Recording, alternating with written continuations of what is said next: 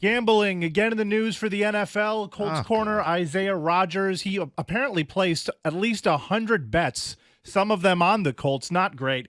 The Athletic released a piece with players talking about the gambling policies, a lot of them saying it could have been any of us. Direct quote from one of the anonymous players. We didn't know the policies. It was buried in a handbook.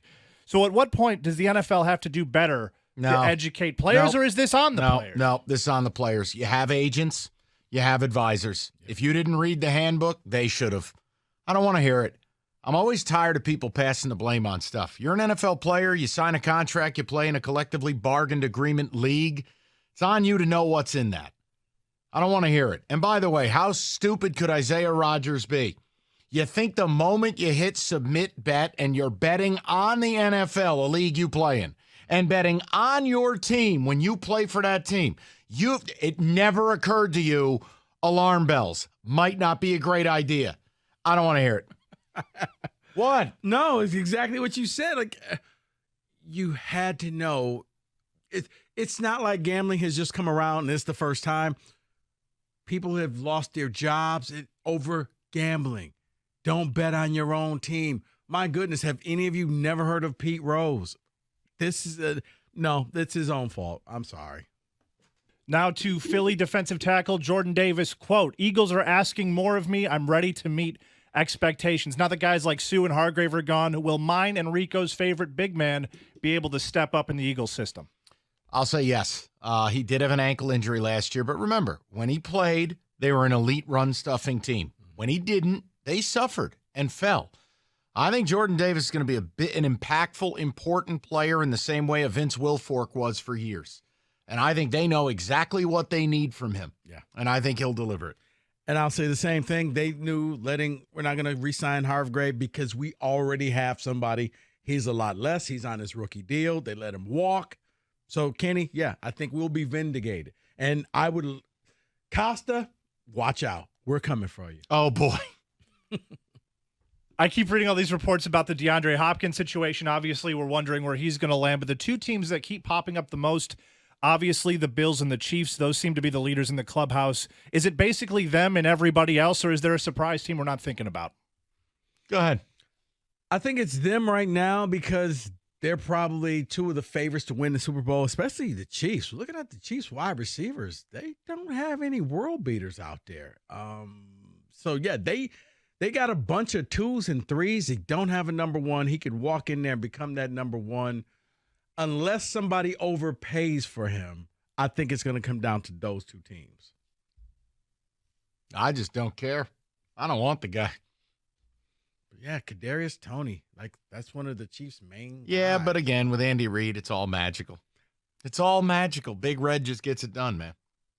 Think about it. Look at all the players that have come in and out of there, especially at the running back position.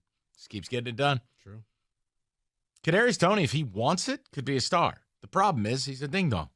And when you have Mahomes, do you really need a D-Hop? I mean, he can make anybody look elite when he wants to. Kenny, I'm with you. If I'm DeAndre Hopkins and I have never won in my career, I would take less money to win, to play meaningful games.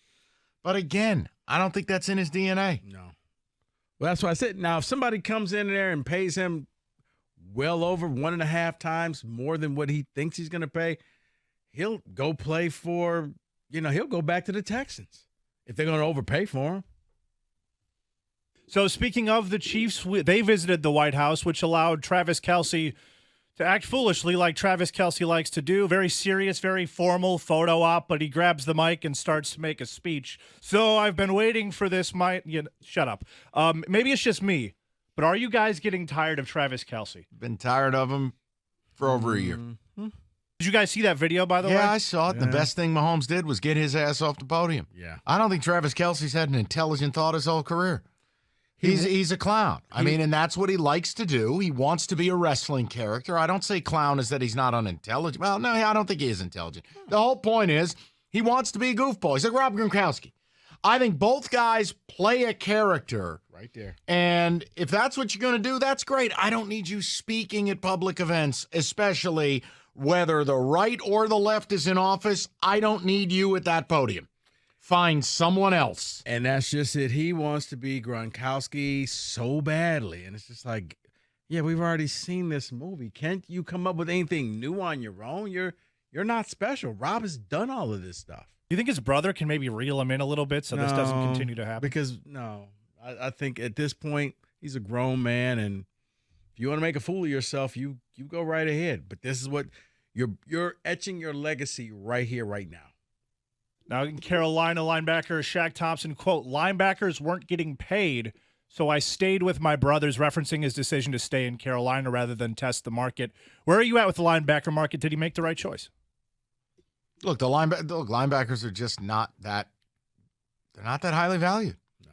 Now, specific guys who can play on third down, can be coverage players, I think there's definitely more of a value. But a classic linebacker, no.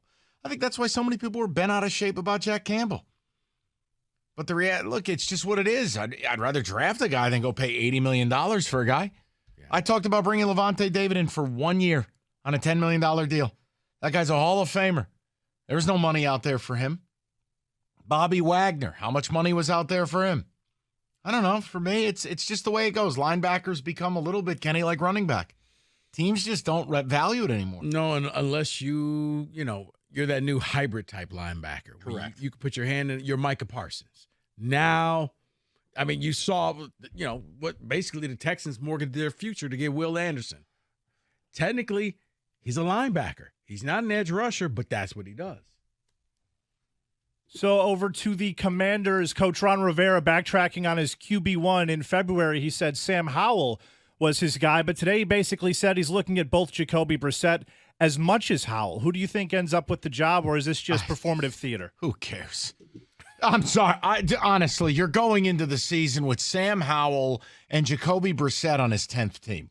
Just flip a coin. Pardon me if I just that quarterback competition is very similar to Baker Mayfield and Jake Trask. Right, because all I hear is Kyle Trask, whatever his name is. All I hear is, and with the number 3 pick in the NFL draft, the Commanders select, because it's not going to work out. And a very bizarre situation in Cleveland. I don't know if you guys read about this. Multiple guys getting their cars stolen. Greg Newsome at gunpoint. Unnamed player lost their car and their jewelry. Back in January, Deshaun Watson had his truck stolen by a carjacking ring, I guess. What are you guys? Did you hear about this? It's very bizarre. I did. And see, this is why, because everybody was like, oh, you're picking on Jameson. You're just picking on Jameson. This is why. It's events like this. When you put yourself out there, not everybody's a fan. Not everybody wants your autograph. Not everybody wants a selfie with you. Some people have nefarious means in mind, and they're going to take it out on you. And now you're going to end up becoming that headline. They got too comfortable. They thought that everybody was their friend and everybody was their fan, and they found out, no, some people just want to rob and steal from you. I'm just speechless. Who would have ever thought such a fine city like Cleveland would have such problems? What a dump.